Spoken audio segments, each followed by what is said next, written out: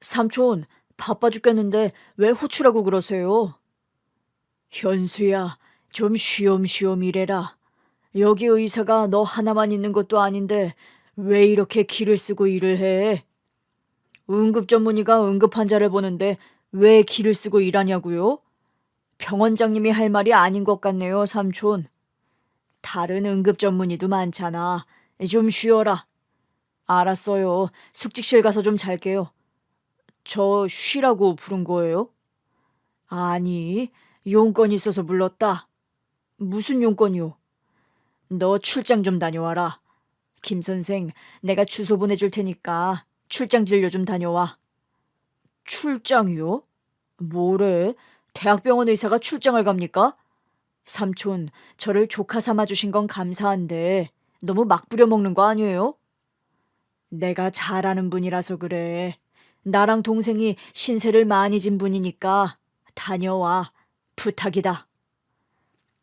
제가 삼촌이라고 부르는 병원장님은 저와의 인연이 깊습니다.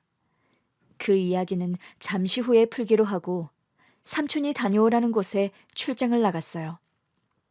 으리으리한 주택 앞에 도착해 초인종을 눌렀더니 가정부가 나오며 대문을 열어줬습니다. 저희 집 사모님은 여러 고비를 넘긴 분이십니다. 함부로 소견을 하시면 안 됩니다. 그 말에 기분이 확 나빠져서 말했어요. 저기 여사님, 저 의사입니다. 지금 저한테 충고하시는 거예요? 함부로 소견하다뇨? 제 말이 기분 나쁘게 들렸다면 사과드릴게요. 됐으니까 얼른 안내해 주세요. 가정부가 하는 말 때문에 기분 상한 채로 집 안으로 들어갔습니다. 집이 하도 커서 엄청 많이 걸어서 안방 앞에 도착했어요. 노크를 하고 가정부가 문을 열었습니다. 침실로 다가가자 나이가 많이 든 여자분이 누워 계셨어요. 박 원장님이 보내서 왔습니다. 사모님, 진찰 좀 하겠습니다. 아, 박 원장이 보내신 분이군요. 먼 길 와주셔서 감사합니다. 차 타고 30분밖에 안 걸렸습니다.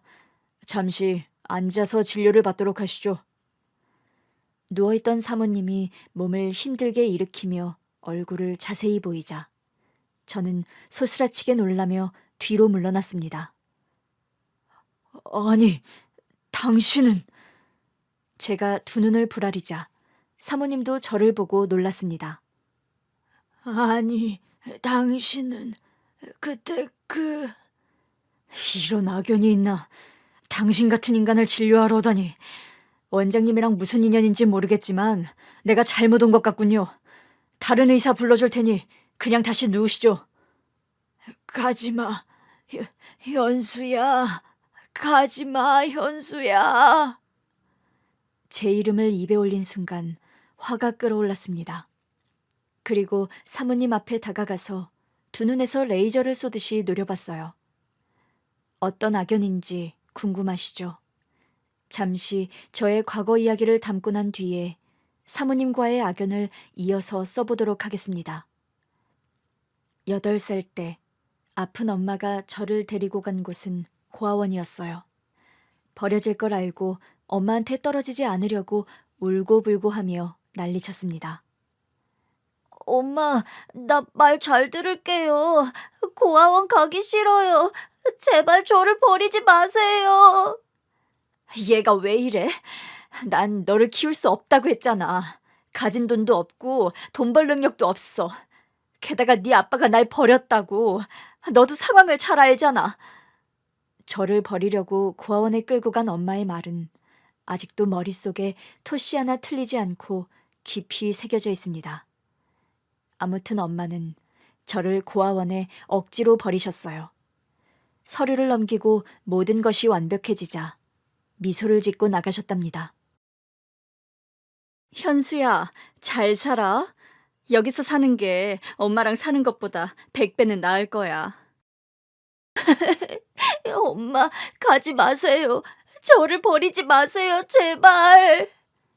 네가 떨어져 나가니까 아픈 몸이 낫는 기분이다. 김현수, 넌 이제 나랑 아무런 사이도 아니야. 날 찾아올 생각하지 말고 보고 싶어 하지도 마라. 엄마, 잘못했어요.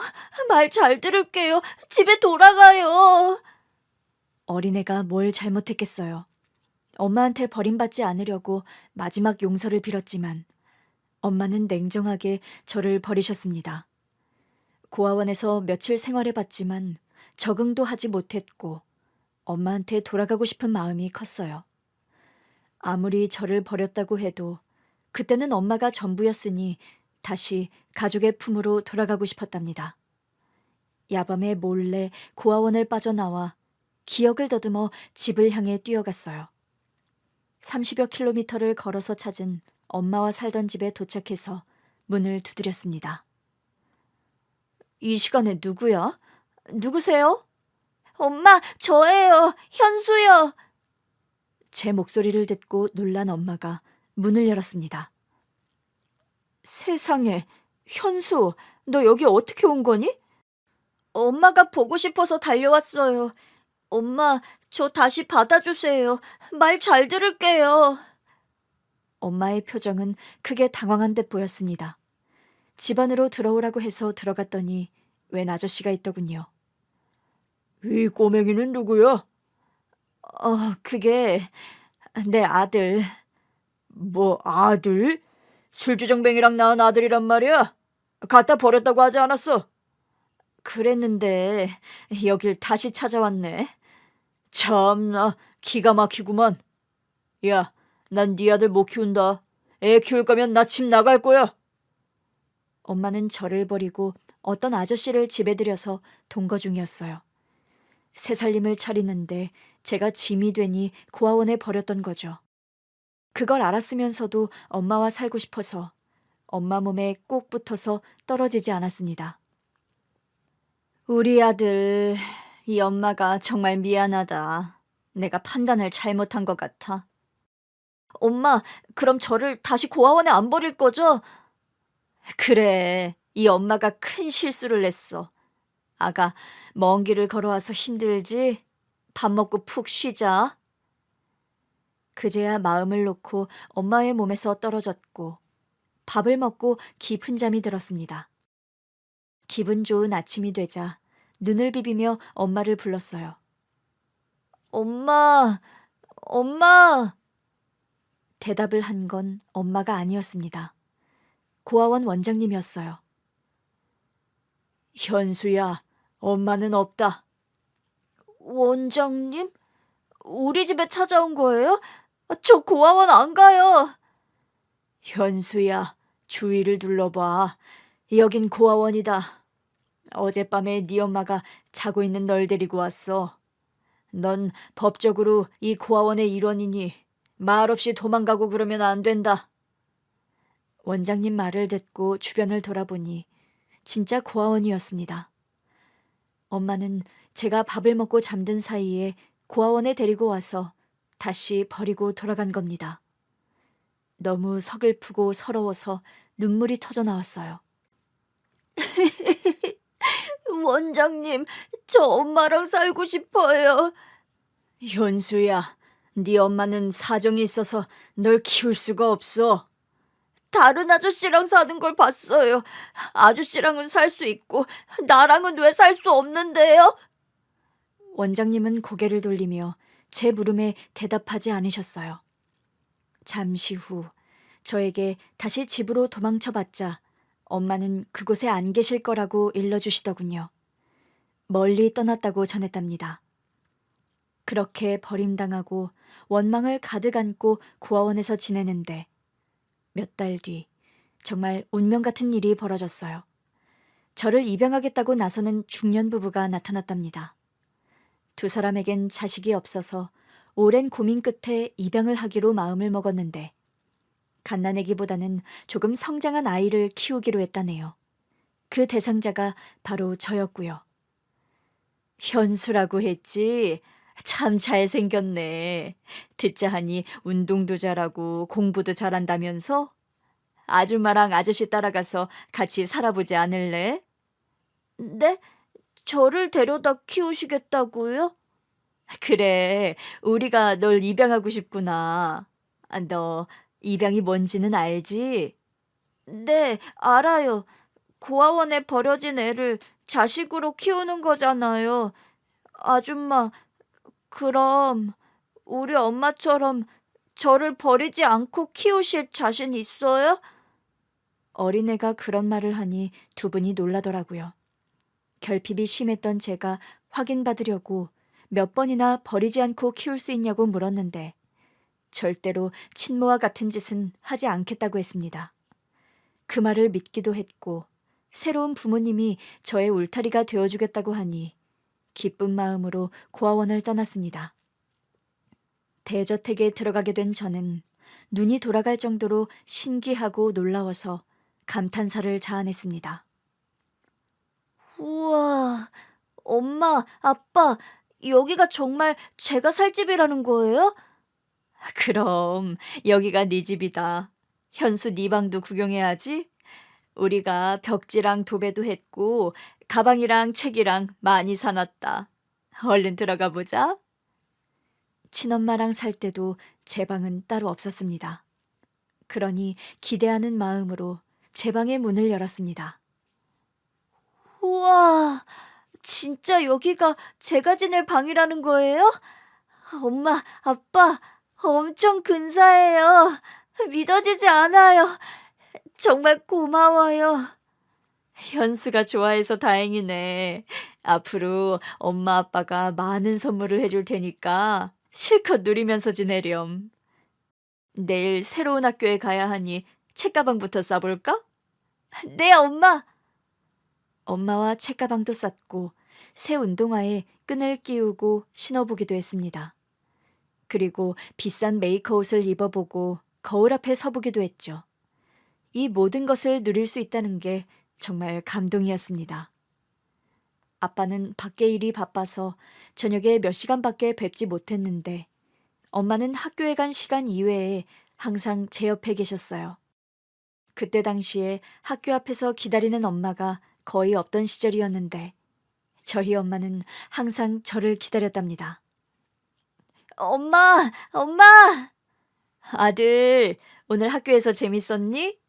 네, 공부도 재밌었고 친구들이랑도 잘 놀았어요. 달려가며 엄마 품에 안겼습니다. 우리 아들 키가 그새 컸나? 엄마가 맨날 맛있는 걸 해주니까 키가 쑥쑥 컸나 봐요. 그래, 집에 가서 맛있는 거 더 많이 먹고 쑥쑥 커보자. 새엄마, 새아빠와 함께하는 시간은 너무 행복했습니다. 친엄마가 가끔 생각나긴 했지만 양부모님이 새로운 행복을 채워주셔서 다시는 안 만나도 상관없을 것 같았어요. 해가 여러 번 지나고 중학생이 되었을 때 학교에서 전교 1등까지 거머쥐었습니다. 엄마는 감동하며 기뻐하셨고 아빠도 제 미래가 기대된다며 훗날 아빠의 회사를 물려받아 성공하는 날이 올 거라고 칭찬하셨습니다. 그런 행복을 맛보고 있었는데 어느 날 하루아침에 아빠의 회사가 망해버렸어요. 자세한 건 모르지만 보직 문제와 거래처의 배신 등이 문제라고 들었던 것 같습니다. 그때부터 집안 분위기는 엉망이었어요. 그리고 빚을 해결하지 못하자 저희가 살던 집이 남의 손으로 넘어갔답니다. 작은 단칸방으로 이사를 하게 되었고 제 방은 이제 사라졌답니다. 그래도 양부모님과 끝까지 함께 살 수만 있다면 이까짓 거는 다 견딜 수 있었어요.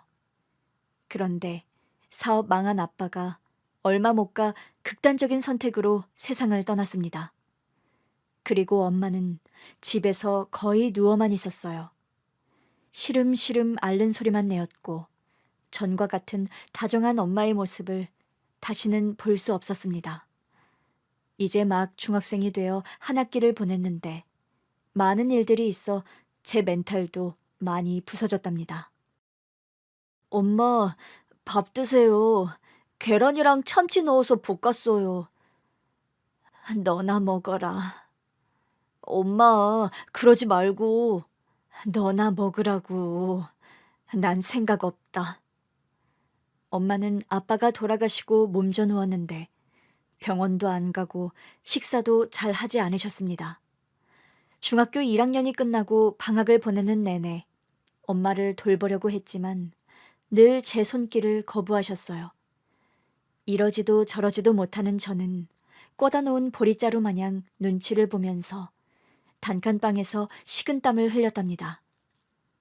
2학년에 올라가자 학비를 내라는 지로용지를 받고 집에 왔어요. 엄마한테 보여드렸더니 바로 바닥에 내려놓으시더군요. 현수야, 이제 엄마가 너한테 해줄 수 있는 게 없다. 뭘 해주지 않으셔도 돼요. 그냥 아프지 않고 제 옆에만 있으면 돼요. 학비는 제가 알아서 해볼게요. 네가 알아서 하긴 뭘 알아서 한다는 거야. 엄마, 왜 화를 내고 그러세요? 현수, 너 다시 고아원으로 돌아가야겠다. 이제 엄마는 널 키울 능력이 없어. 엄마, 그러지 마세요. 저 아르바이트해서 돈 벌게요. 학비 제가 알아서 마련할게요. 나중에 꼭 효도할게요. 그러니... 엄마는 제 말을 자르고 말씀하셨습니다. 난 널 키울 수 없다. 다시 고아원에 돌아가. 사회복지사 만나고 왔는데 너 살던 고아원으로 다시 갈 수 있대. 엄마, 저를 버리려고요? 버리는 게 아니야. 네가 나랑 같이 살아봤자 받을 수 있는 게 없어. 고아원에 돌아가면 모든 것이 수월하게 돌아갈 거야. 아르바이트 같은 거 안 해도 돼. 또 버려지는 것이 싫었고 엄마를 진심으로 사랑해서 헤어지기 싫었습니다. 그래서 절대로 엄마 곁을 떠나지 않겠다고 했어요. 엄마, 절대로 엄마 곁을 떠나지 않을 거예요. 저 고아원 가라는 말씀 그만하세요. 현수야, 잘 들어라. 이 엄마는 암에 걸렸다. 위에 아주 큰 종양이 생겼는데 내 몸을 모두 갉아먹을 거라고 하더라. 살 가능성이 없대.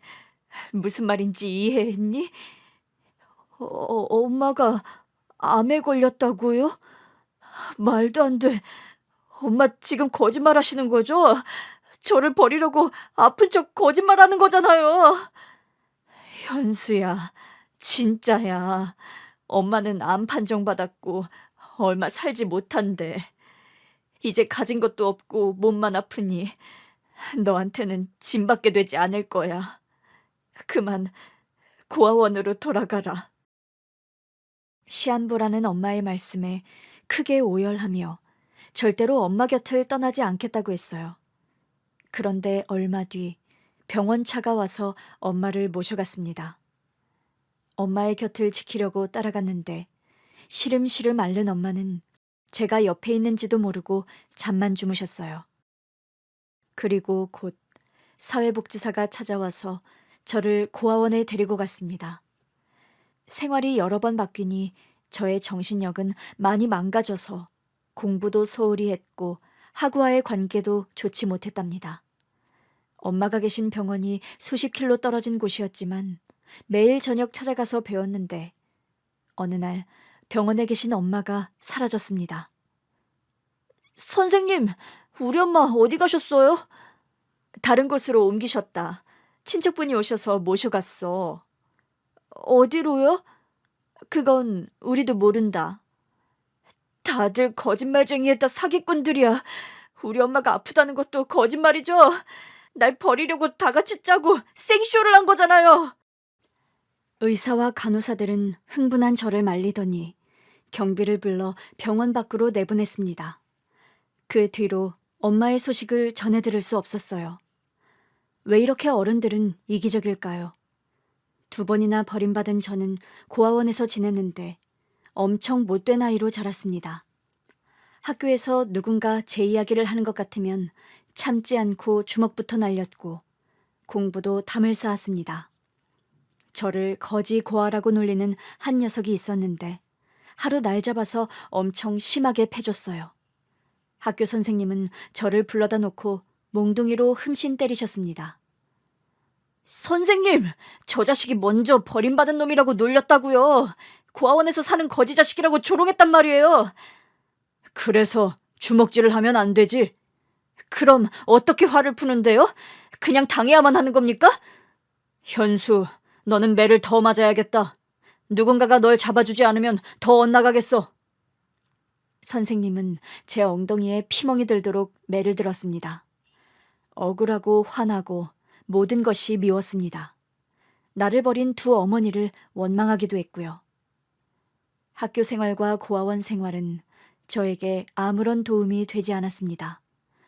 공부를 해서 달라지는 것도 없고 고아원에서 규칙적으로 지내봐야 저의 영혼은 치유되지 않았습니다.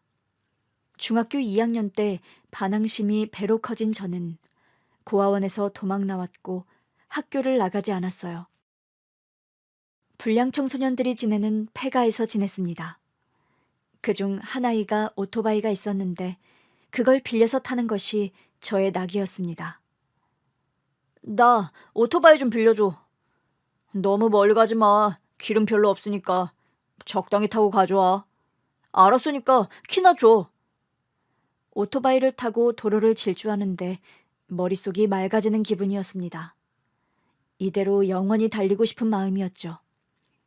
다시 폐가로 돌아왔는데 어떤 어른이 애들을 세워놓고 뭔가를 묻고 있더라고요.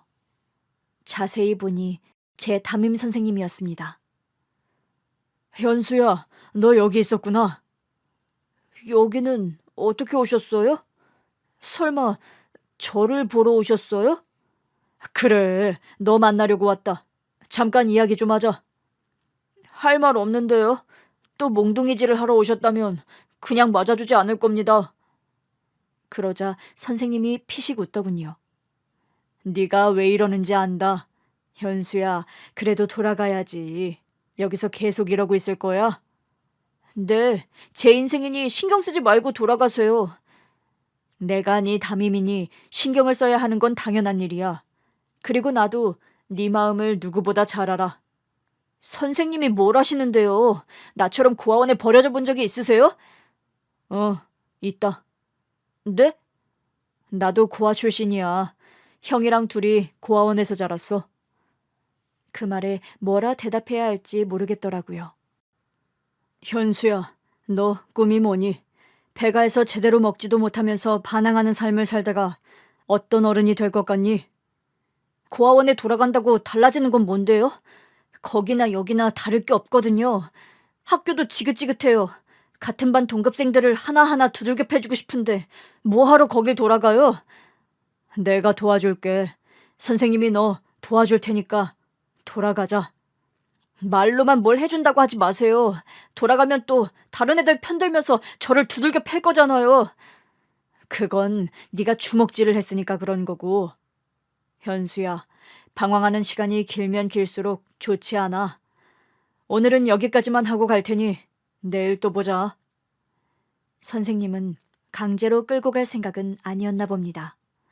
한참 조언하더니 돌아가더라고요. 다음 날 다시 저를 찾아올까봐 폐가에서 나와버렸어요. 그리고 다른 동네 가출한 애들과 어울렸습니다. 오토바이를 가지고 있는 애들이 몇 명 있어서 그걸 빌려 타려고 친해지려고 애썼습니다. 저기 오토바이 좀 타도 되냐? 바람 좀 쐬고 싶은데. 타. 어차피 이거 훔친 거라 아무나 타도 상관없어. 대신 기름은 네가 넣어서 타라. 그래, 나한테 몇천 원 있으니까 기름 채워서 탈게. 오토바이를 빌려서 도로를 나갔고 매우 빠르게 달렸습니다. 그런데 오토바이의 브레이크가 고장나서 속도를 줄일 수도 멈출 수도 없었습니다. 이런, 브레이크가 고장났잖아. 이를 어쩌지? 순간 머릿속에 온갖 생각이 떠올랐습니다. 저를 버렸던 친모, 입양과 파양을 한 양모, 돌아가신 양부, 그리고 담임 선생님까지 머릿속에 엉켜서 생각났어요. 저는 도로에서 다른 사람이 다치지 않는 방향으로 판단하여 가드레일을 뚫고 떨어지는 걸 택했습니다. 쾅 소리를 크게 울리며 오토바이와 함께 뒹굴며 절벽으로 추락했어요. 흙바닥에 떨어졌을 때 잠시 의식이 있었는데 저로 인해 사고 난 사람이나 차량이 없었습니다. 다행이다 생각하고 눈을 감았답니다. 다시 눈을 떴을 땐 엄청난 통증을 느끼며 일어났습니다. 아, 현수야, 정신이 들어? 아, 온몸이 아파 죽겠어요. 다행이다. 깨어났으니 됐다. 오토바이 브레이크가 고장났어요. 그래서 가드레일을 박아버리고 추락하는 결정을 내렸어요. 제 말에 선생님은 화를 냈습니다. 참 대단하다. 훌륭한 일을 했으니 박수라도 쳐줄까? 그냥 그렇다는 거죠. 여기엔 왜 오셨어요? 내가 네 담임이잖아. 아, 의무가 있어서 오셨구나. 대충 봤으니 그만 가보세요. 퉁명스럽게 말하며 나가라고 손짓했어요. 선생님은 눈 하나 깜짝하지 않고 말씀하셨습니다. 이제부터는 내가 널 사람으로 좀 만들어야겠다. 나도 어릴 적에 너처럼 엇나가서 바로 잡아주던 선생님이 있었으니 그때 선생님처럼 널 제대로 잡아줄 거야. 여기서 치료받고 퇴원하면 나랑 집으로 가는 거다. 우리 집으로. 내가 왜 선생님 집에 가요? 괜히 착한 척 하지 말고 돌아가세요. 안 그래도 오늘은 이만 갈 거야. 너도 쉬어야 하고 나도 할 일이 있으니까. 그런데 계속 이런 태도로 굴면 나도 정중하게 대하지 않을 거다. 너 내가 학교에서 별명이 뭔지 알지? 미친 괴요? 그래, 나 무서운 선생님이야. 앞으로 현수 너를 제대로 된 사람으로 만들어주는데 필요한 벌은 다 내릴 거야. 단단히 각오해라. 넌 미친 개한테 걸렸으니까. 선생님은 그날부터 제 병실에 매일 오셨습니다. 얼어붙은 저의 가슴은 언젠가부터 녹아내려서 선생님이 오기를 기다리고 있더군요. 야 임마, 선생님이 오셨는데 누워있냐? 인사 안 해? 저는 몸을 반쯤 일으키며 인사했습니다. 안녕하세요 선생님. 부탁한 만화책 가져오셨어요? 그래, 만화책이랑 교과서도 가져왔다. 내가 학교에 잘 말해서 퇴원하면 학교로 돌아오기로 했다. 뭐하러 그러셨어요? 그동안 학교 빠진 것도 많아서 퇴학 처리가 될 텐데. 자, 공부 좀 하자. 내가 속성으로 과외해 줄 테니까 잘 배워. 선생님, 그동안 공부를 놓고 살았는데 하루아침에 그게 되겠어요? 그래서 매일 하자는 거잖아, 임마. 내가 개인 시간 쪼개가면서 이러면 너도 고마운 줄 알고 잘 받아들여야 할 거 아니야? 저는 마음에 없는 소리를 했습니다. 누가 개인 시간 쪼개가면서 가르쳐 달래요? 그냥 선생님 인생이나 살아요. 저는 신경 쓰지 마시고. 이놈의 자식이 또 까부네. 다친 놈이라 몽둥이도 못 대니 열불이 나네. 야, 너 태어나면 그동안 밀린 매를 다 맞을 줄 알아? 빨리 책 펴. 아, 네. 다른 애들은 진도 어디까지 나갔어요? 그날부터 선생님과의 수업이 시작되었습니다. 병실에서 깁스를 한 채 교과서를 들고 공부했죠. 오랜만에 공부를 하니 나름 재밌더라고요. 만화책이 옆에 있었지만 교과서를 붙들고 하루 종일 공부만 하면서 시간을 보냈습니다. 2달 뒤 병원에서 퇴원하게 되었습니다. 선생님, 그런데 병원비는 누가 냈어요? 누가 내긴 내가 냈지 짜샤. 진짜요? 그럼 가짜겠냐? 내 피 같은 돈을 네 병원비로 썼으니까 너 진짜 열심히 해야 해. 고맙습니다. 그럼 저 어디로 가요? 고아원에서 다시 받아줄지 모르겠네요. 내가 고아원 원장님이랑 이야기해놨다. 평일에는 내 집에서 지내고 주말에는 고아원으로 가서 지내. 나도 장가 가려면 주말에는 연애도 해야 하니까 그 정도는 이해해줘라. 선생님은 평일에 당신의 집에서 같이 지내자고 하셨어요. 빈말로 한 줄 알았는데 진심이었더라고요. 그래서 선생님 댁으로 갔는데 단칸방이었습니다. 여기서 선생님이랑 둘이 지내자고요? 야 임마, 나 교사 된 지 겨우 2년 됐어. 내가 무슨 돈이 있어서 집을 사겠냐? 그럼 그냥 혼자 지내세요. 고아원이 낫겠어요. 아, 호레비 냄새가 진동하네. 이 자식이 또 까부네. 너 일로 와. 몽둥이 좀 들어야겠다. 알았어요. 그냥 조용히 지낼게요. 됐죠? 기분은 좋긴 했지만 좁은 방에서 선생님의 자리를 빼앗는 것 같아 괜히 엄살 부리듯 싫은 척했답니다. 선생님은 저에게 무엇을 기대했는지 공부를 심하게 시켰어요. 현수야, 밤 10시까지는 공부해라. 공부만이 살 길이라 생각하고 죽어라 공부해. 쌤, 너무 가혹한 거 아닙니까? 저 괴롭히려고 쌤 집에 데리고 온 거죠. 그걸 이제야 알았냐? 내가 너 때문에 학교에서 곤란한 상황을 한두 번 겪은 줄 아냐? 어? 그런데 넌 머리가 있어서 공부를 하면 반드시 성공할 거야. 1학년 때는 전교 1등까지 하던 놈이잖아. 그건 순전히 운이에요. 그리고 양부모님한테 잘 보이려고 노력한 거고요. 그 자식 말 더럽게 많네. 그냥 입 다물고 공부나 해. 너 이번 기말고사에서 평균 90점 못 넘으면 1점에 100대씩 맞을 줄 알아. 빈말하는 거 아니니까 각오하고 공부해라. 쌤, 이걸 고맙다고 해야 해요? 병원비도 내주고 호래비 냄새나는 방에 데리고 와서 보살펴주는 것도 감사한데 너무 가혹한 거 아닙니까? 나중에 나한테 고맙다고 절을 할 거다. 나도 네 나이 때 담임 선생님이 사고 치지 말고 공부하라고 엄청 때렸다. 그러고 보니 선생님의 학창시절 이야기를 못 들었네요. 이야기 좀 해보세요. 그러자 선생님은 피식 웃으며 학창시절 이야기를 들려주셨답니다. 선생님은 고아원에서 학교를 다녔는데 고아라고 왕따 당하고 놀림을 심하게 받았대요. 그래서 말보다 주먹이 먼저 나가서 사고를 엄청나게 쳤는데 담임 선생님이 몽둥이를 매일 들었고 집에 불러다 놓고 공부를 시켰답니다.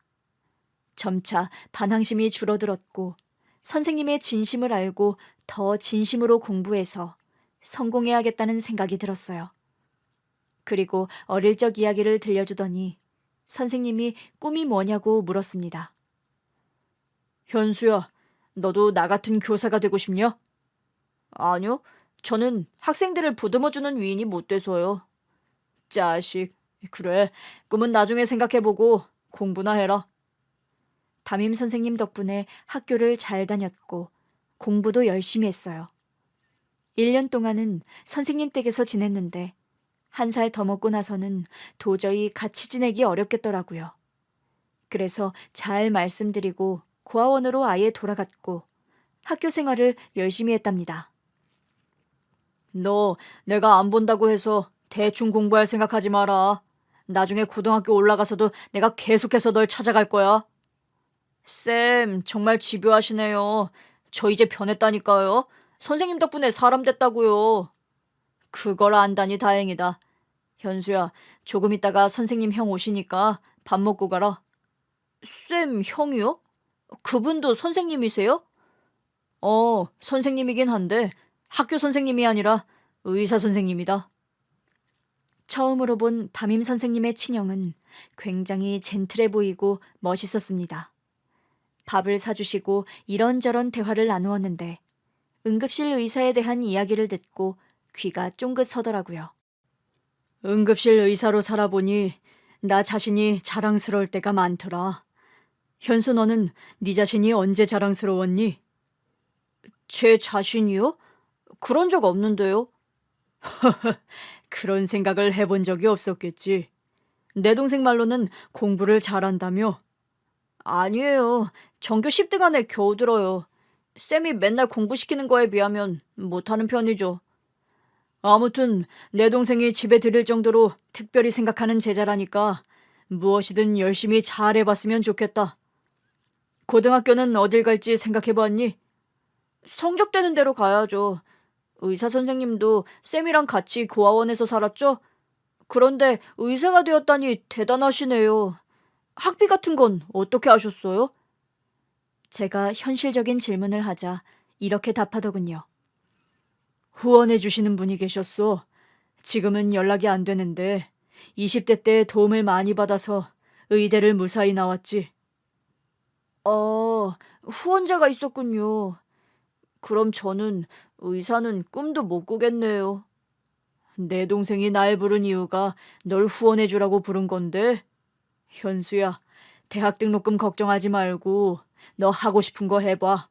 내가 지원해 줄 테니까 꿈을 접지 말고 실컷 도전해보라고. 그 말을 듣고 담임 선생님을 봤더니 씩 웃더라고요. 정말 저에게 엄청난 은인이었다는 걸 다시금 깨달았습니다.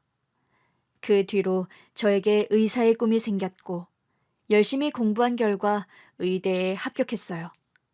30대가 되어 전문의가 되었고 응급실 의사로 꾸준히 일하고 있었답니다. 담임 선생님은 결혼해서 아이를 낳고 잘 살고 계셨고 자주 저를 보러 병원에 오셨어요. 현수야, 너 일을 안 쉬고 한다며? 너 장가는 안 가냐? 쌤도 40대에 장가 갔잖아요. 저 아직 창창한 30대라서 결혼 생각 없습니다. 별걸 다 따라하려고 하네. 장가 늦게 가서 좋을 거 없어. 그리고 넌 의사라서 여자들이 줄을 설 거 아니냐. 제가 잘생겨서 인기는 있는데 여자한테 관심이 없어서 아직은 의사로서 열심히 일하고 싶네요. 내가 너를 너무 심하게 잡았나? 야, 임마, 좀 풀어줘도 괜찮아. 왜 이렇게 바쁘게 살아? 충분히 잘하고 있으니까 쉬엄쉬엄 해. 쌤한테 많이 맞긴 했죠. 그 덕에 제가 의사가 된 거 아닙니까? 우리 형이 다 해줬지. 내가 뭘 해줬냐? 쌤 형이니까 제가 믿은 거죠. 쌤 아니었으면 저 의사가 아니라 어디 길바닥 노숙자나 되었을 겁니다. 항상 고맙게 생각하니까 그런 줄 아세요. 자식. 그래, 현수야. 이 선생님은 네가 항상 자랑스럽다. 잘 커줘서 고맙다. 그렇게 선생님 덕분에 전문의까지 잘 성장했고 저에게 의사의 꿈을 실어준 선생님의 형인 병원장님 밑에서 응급실 의사로 쉬지 않고 일하고 있었어요. 삼촌이라고 호칭할 만큼 가까워졌고 허물없이 친하게 지냈답니다. 그리고 저에게 출장 진료를 부탁하셔서 대저택으로 갔고 늙은 여자를 조우하게 된 것입니다. 다시 그 순간으로 넘어와서 이야기를 이어서 써보겠습니다. 당신이 어떻게... 내가 잘못 온 것 같군요. 그만 가보겠습니다. 현수야, 가지마. 엄마 말 좀 들어봐. 암 판정받고 시한부라고 날 파양하고 사라진 사람이 지금까지 살아있어요? 이게 말이 됩니까? 그때 정말로 암이었어. 가망 없다고 해서 포기한 상태였다고. 그런데 친척 중 한 분이 미국으로 오라고 해서 신락 같은 희망을 걸고 갔어. 날 파양하고 고아원에 버리고 말없이 병원에서 사라졌던 시기겠죠. 그때 사라진 게 미국에 간 겁니까?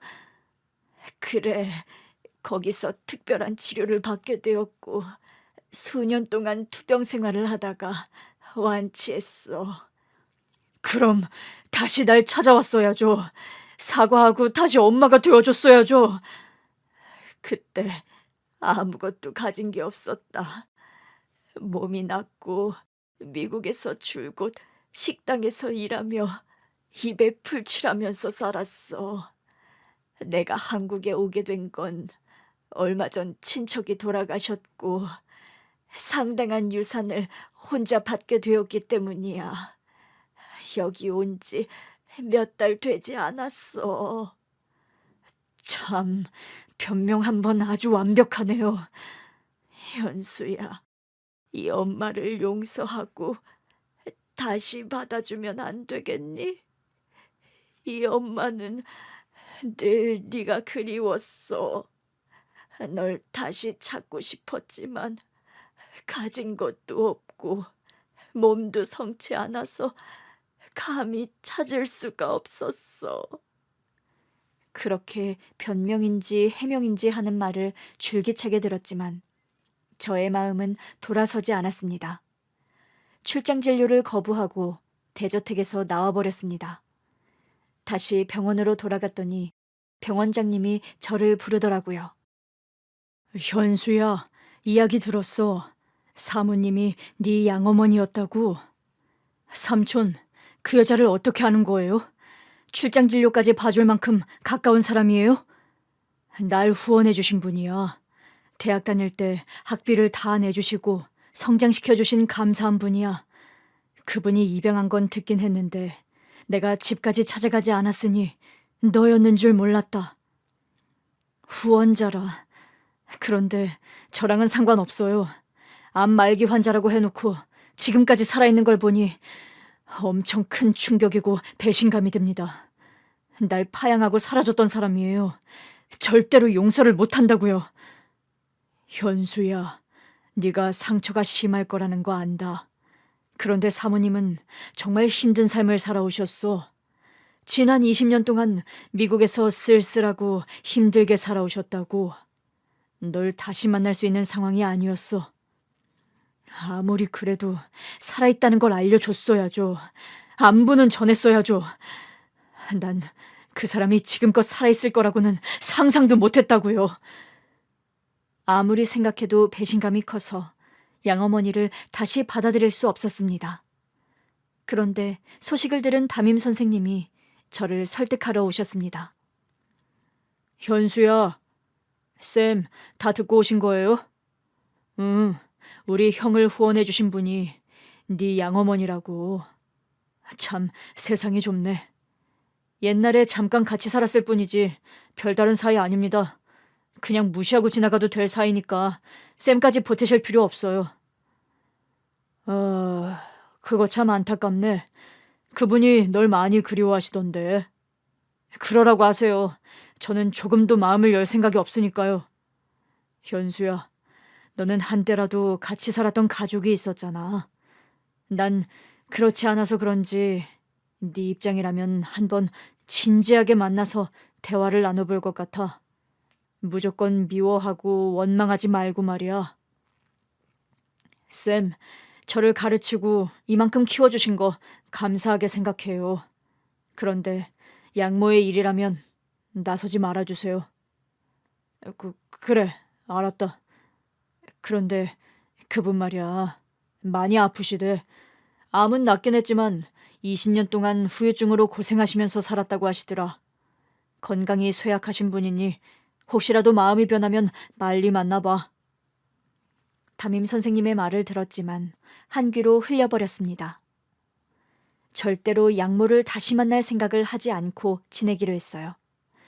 그런데 며칠 뒤에 응급차로 엄마가 실려오셨습니다. 쇼크가 있어서 오셨는데 몸을 검사해보니 온몸이 약하고 많이 상했더라고요. 현수야, 네가 날 살렸냐? 아니요, 죽을 병이 아니라서 제가 살린 게 아닙니다. 이 엄마가 많이 밉지? 실은 한국에 와서 널 찾으려고 고아원에 연락을 해봤다. 그런데 파양한 입장이라 그런지 알려주지 않더라.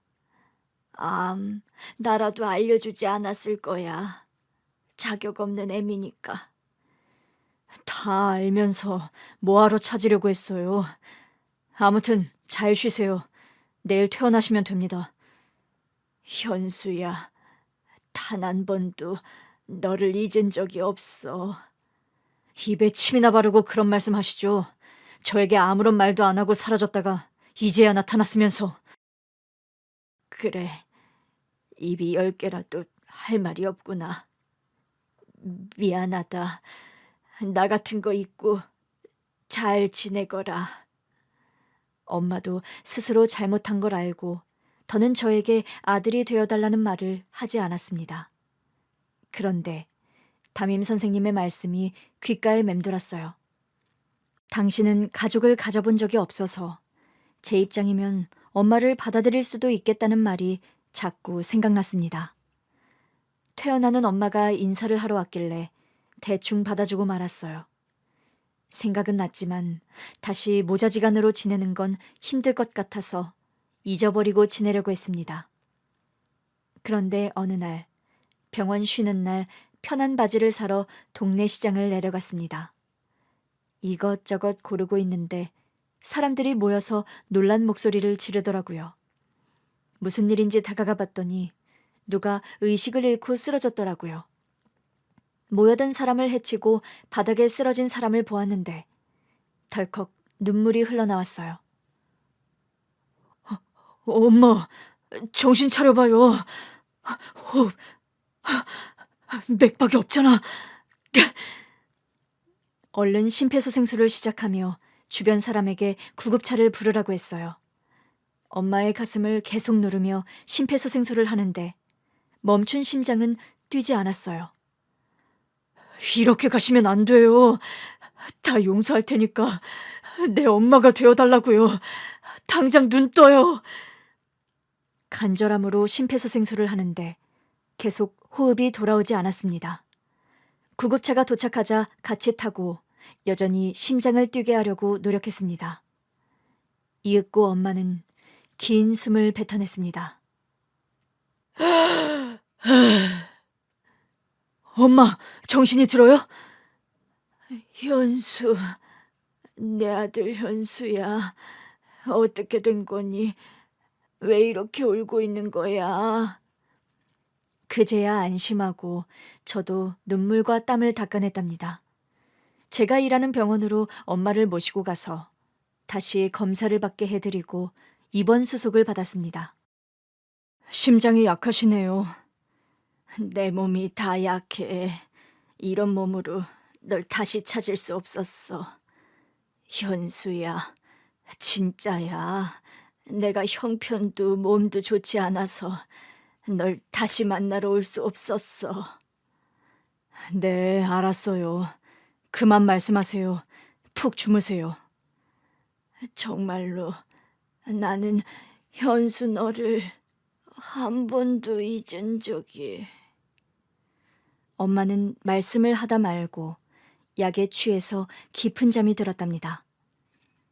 병원장님, 담임 선생님이 오셔서 엄마의 상태를 보시더니 저더러 큰 힘이 되어줬으면 좋겠다고 말씀하셨어요. 큰 힘이라는 게 아들이 되어주라는 뜻이었죠.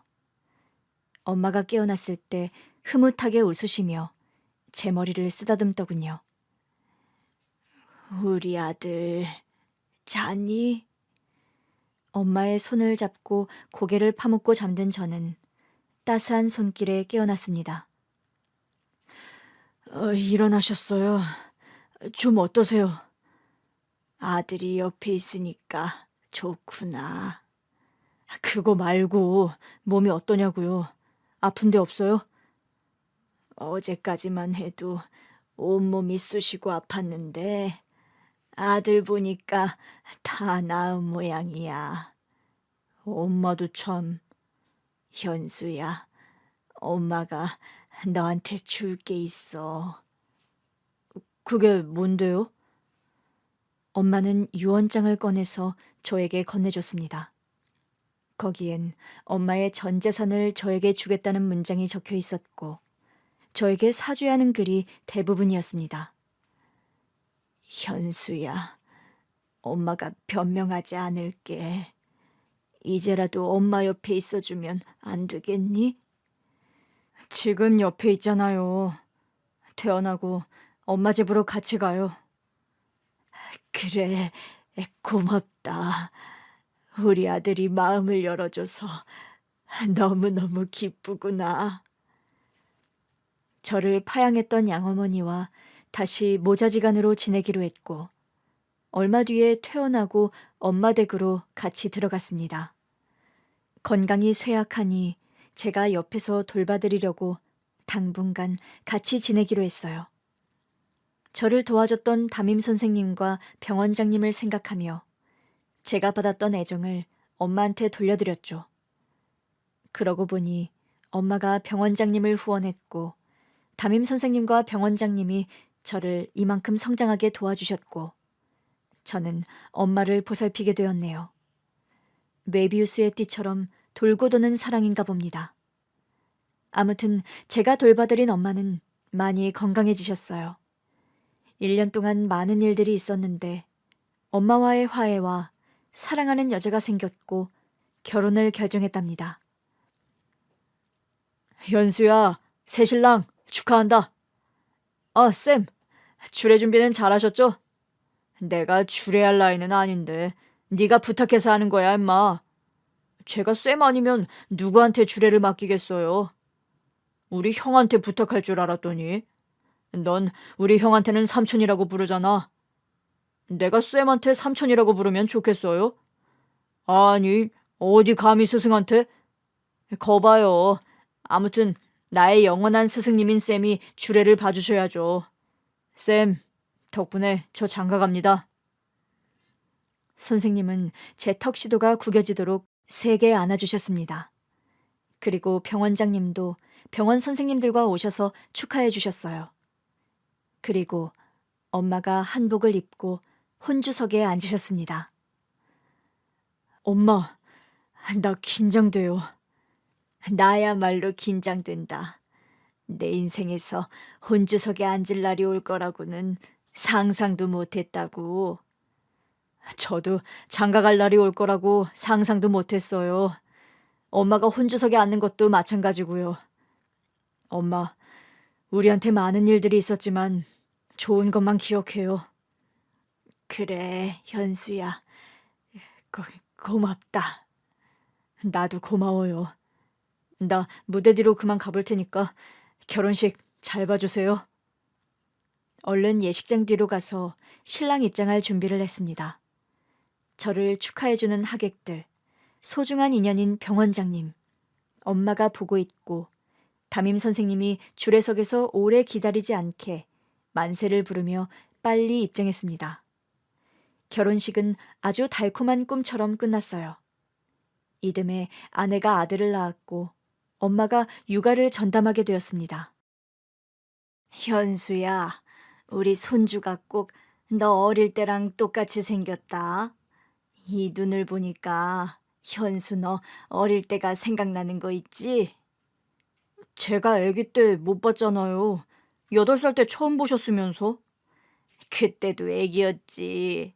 눈동자가 초롱초롱하고 엄청 예뻤어. 내 남편이 사업에 망하고 그렇게 떠나고 내 몸까지 아프게 되면서 헤어지게 됐지만 이 눈빛을 한 번도 잊은 적이 없어.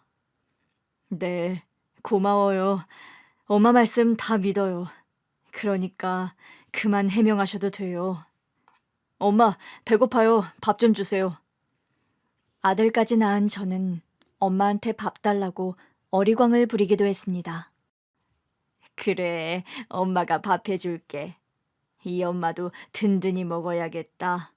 우리 손자가 장가 가는 것까지 봐야 하니 약해지지 않을 거야. 여러 고비를 거친 엄마는 예상보다 더 건강해져서 손자도 돌봐주고 계시고 저와 아내를 대신해 살림도 도와주고 계신답니다. 어릴 적 상처가 많고 결핍이 많던 제가 여기까지 살아온 것만 봐도 참 대단한 것 같아요. 물론 도움을 주신 분들이 계셔서 가능한 일이지만 저를 칭찬해주고 싶네요.